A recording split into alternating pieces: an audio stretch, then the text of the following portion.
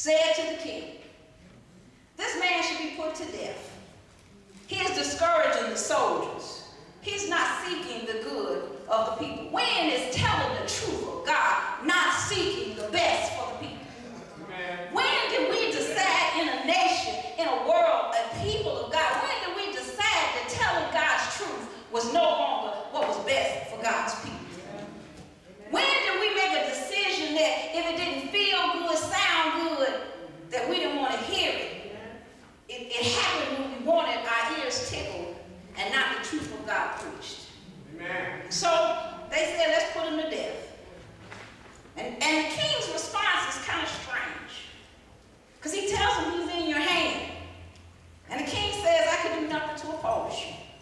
And so then they took Jeremiah, put him in this cistern, and they lowered him into this empty place. It had no water, only water.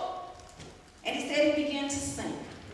You know, when you make a decision that you're going to live for God, everybody not going to like you. When you make a decision that you're going to be who God has called you to be, however he's called you to be that, everybody is not going to like that. And so there are going to be some that because of jealousy, or for whatever the reason is, they seek to kill you.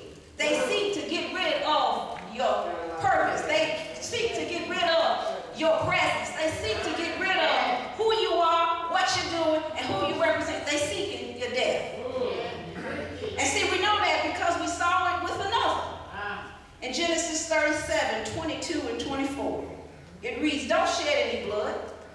Throw him into the cistern here in the wilderness. But don't lay a hand on him." Reuben said to rescue him from them. "Take him back to his father." So when Joseph came to his brothers, they stripped him of his robe, the ornate robe he was wearing. They took him and threw him into the cistern. It was empty. There was no water in it.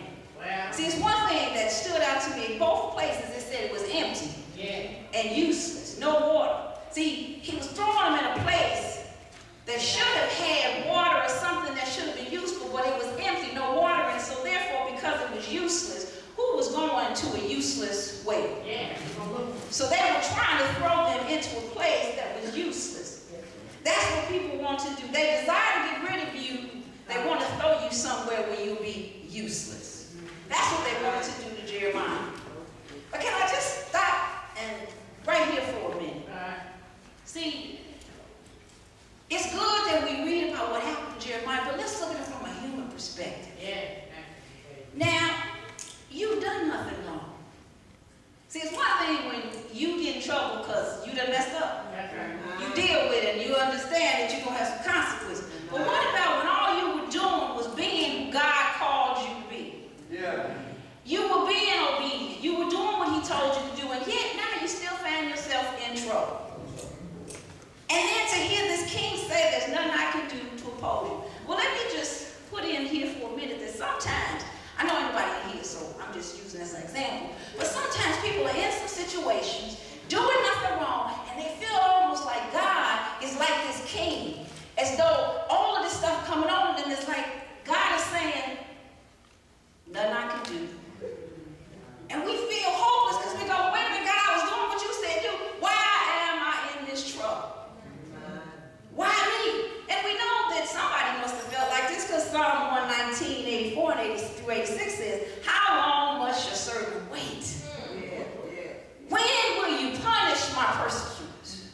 The arrogant dig pits to throw me, contrary to your law. All your commands are trustworthy. Help me, for I am being persecuted without cause." Sometimes we feel like this is just too hard. Why am I in this place? And because of that, two things tend to happen. We either have the folks that run away from life's pit. They go, well, you know, I'm not going to do what God say do, because I've seen too many people go before me, and I've seen too many people get in trouble just for doing what they're supposed to do. So you know what? I'm not getting ready to do that. I'm going to take it a little easier. See, maybe if I don't be the person God called me to, maybe some of those troubles will go away. So I can just kind of be a little easier. I'll have to have that pit light. condition. Because I done seen how it did my mother. I done seen how my father had to go through, or my cousin, or uncles, or people before me. I done seen how folks tried to get rid of them. Nah, they don't have to worry about me. Because I'm not going to say no.